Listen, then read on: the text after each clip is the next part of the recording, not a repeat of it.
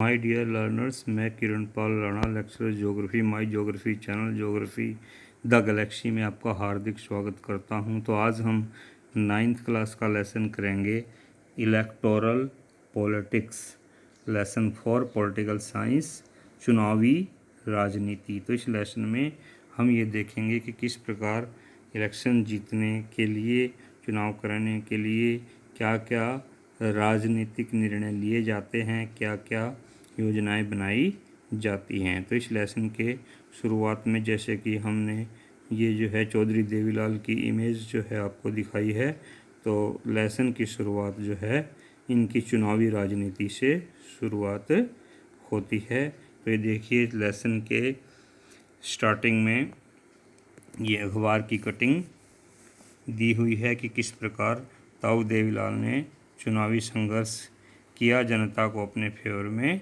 किया। तो ये जो कटिंग है अखबार की कटिंग, ये जो है 1987 की है।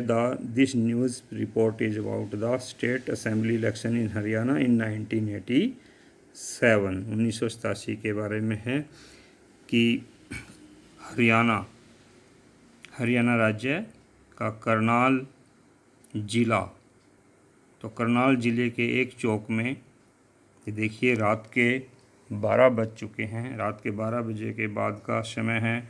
बहुत बड़ी भीड़ अपने प्रिय नेता ताऊ देवीलाल के आने का बार बार इंतज़ार कर रही है कि वो आएंगे और उनको संबोधित करेंगे। पिछले 5 घंटे से पब्लिक जो है लगातार टकटकी लगाए बैठी हुई है कि उनके नेता आएंगे और उनको संबोधित करेंगे। जो ऑर्गेनाइज़र हैं, जो स्टेज संचालक हैं, वो बार बार एश्योरेंस देते हैं कि किसी भी समय हमारे नेता हमारे बीच पधार सकते हैं। तो पब्लिक इतनी उत्सुक है कि यदि कोई भी व्हीकल, कोई भी गाड़ी आती है तो एकदम से पूरा क्राउड उतावला हो जाता है अपने नेता को देखने के लिए।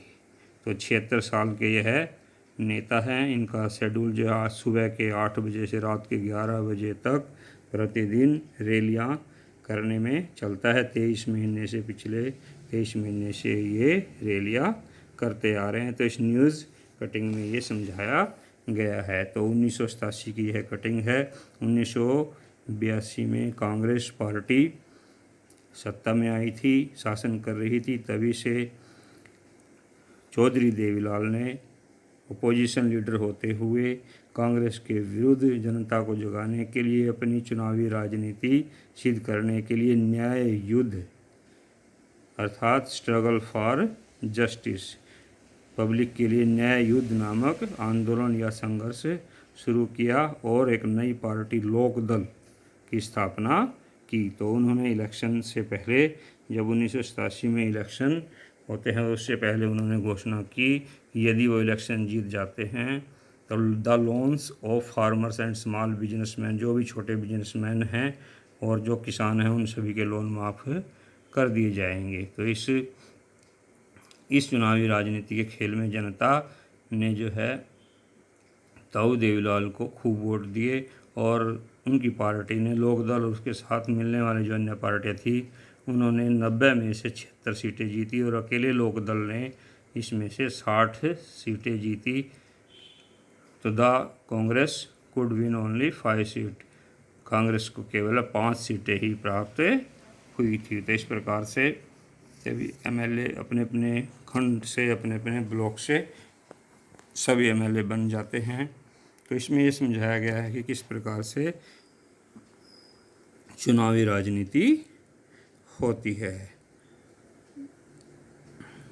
लेकिन दोबारा से फिर 1991 में इलेक्शन हुए, लेकिन दोबारा से इस पार्टी को, लोकदल पार्टी को, इतनी ज़्यादा पॉपुलैरिटी प्राप्त नहीं हुई, इतने ज़्यादा इनको वोट हासिल नहीं हुई, इतनी ज़्यादा सीटें इनकी नहीं आई। तो 1987 में तो जैसे कि हमने देखा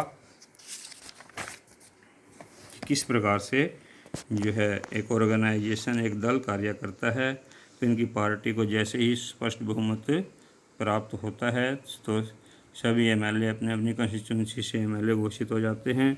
तो जो राज्यपाल है, पार्टी के प्रमुख देवीलाल को जो है सरकार बनाने के लिए न्योता देते हैं और वो स्पष्ट बहुमत के साथ अपनी सरकार बनाते हैं तो जैसे ही ताऊ देवीलाल की सरकार बनती है, चौधरी देवीलाल जो है, जो छोटे छोटे बिजनेसमैन हैं उनके लिए और जो छोटे किसान हैं उनके लोन माफ़ करने के लिए घोषणा करते हैं। तो इस प्रकार से जो है इसमें समझाया गया है कि किस प्रकार से चुनाव जीत कर जो है सरकार बनाई जाती है, रूल बनाया जाता है, कानून बनाए जाते हैं, घोषणाओं को संपन्न किया जाता है। माय डियर लर्नर्स, यदि आपको मेरा प्रयास अच्छा लगा है तो चैनल अवश्य सब्सक्राइब करें, लाइक करें और शेयर करें। Thank you.